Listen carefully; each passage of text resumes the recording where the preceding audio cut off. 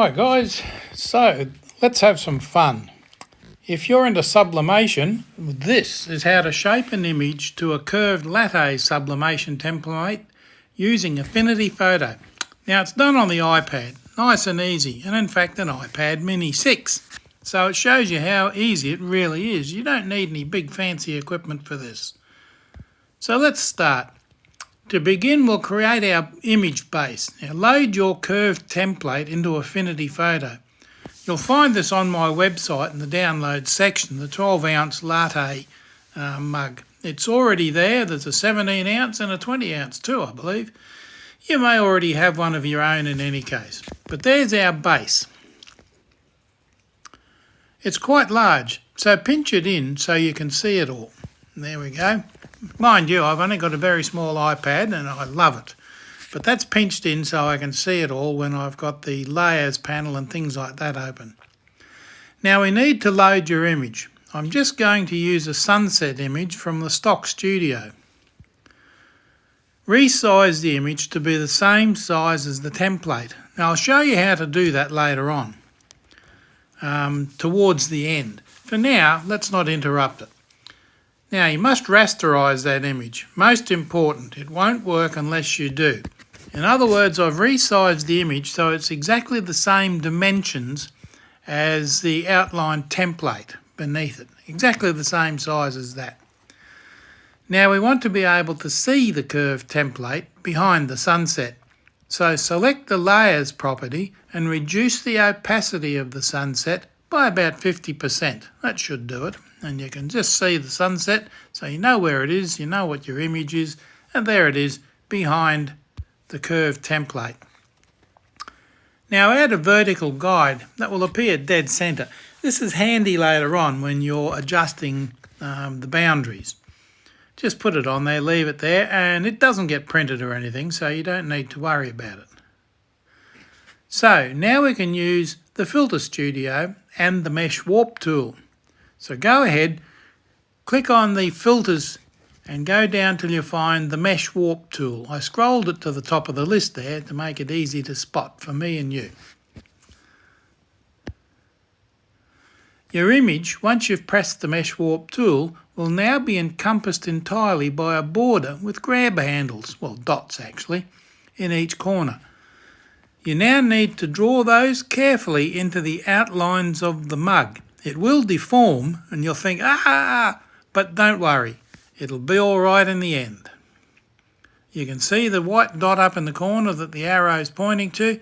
Drag that down to the very corner of the curved black border of the latte mug. Same with the bottom right, same with the bottom left, same with the top left. And there they are, the first steps. Your image will be formed to fit the curved template.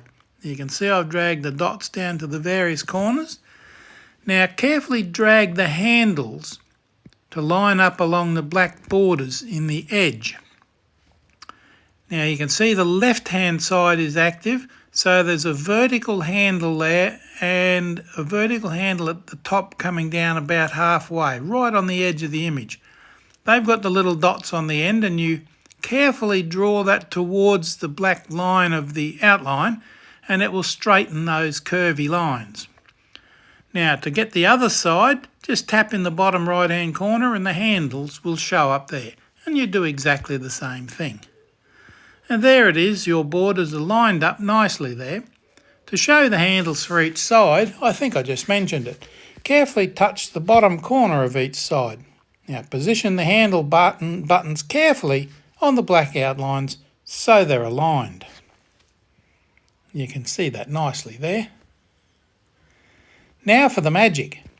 Using the centerline guide as your reference, carefully draw the lower border up so it fits the lower curve. Do the same with the top curve, and again carefully adjust using the grab handles. Remember you can move those left and right slightly too to get that curve to fit neatly along the black border. Now this is important. Don't try and save it yet. Don't do anything with it yet until you tap apply. If you try and save it, you'll lose all that hard work and you'll have to do it again. straighten it all up, use the grab handles, blah, blah, blah.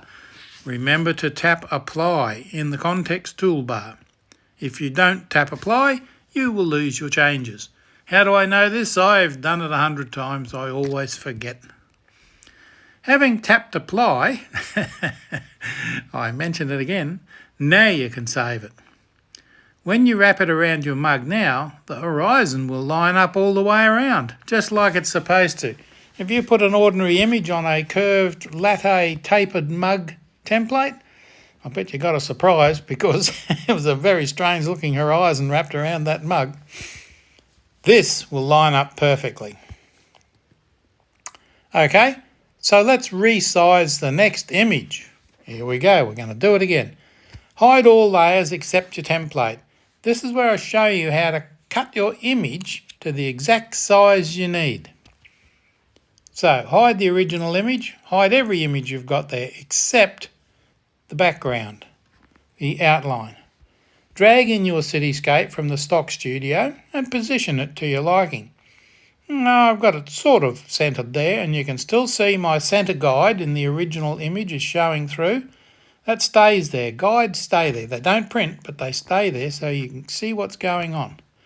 And you can see it's the top layer there, the cityscape. Now, select the crop tool from the sidebar.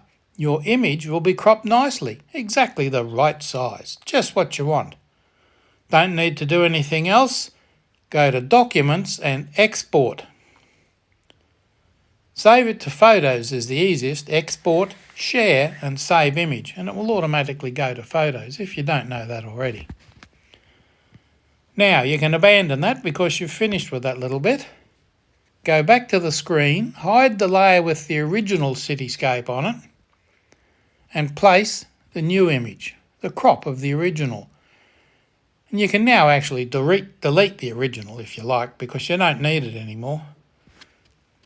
And you can see on the screen there, what I've got is the placed new image that is exactly the same size as the thing below it.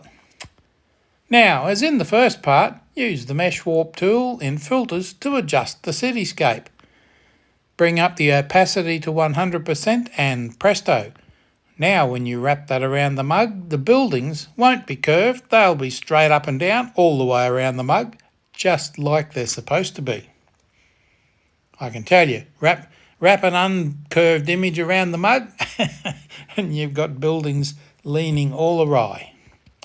There we go, two nice images, cityscape and seascape. You could have crowds of people and they won't be laying down and falling over as they go around the mug. They'll be all in the right place. Everything wraps nicely and conforms to the curves.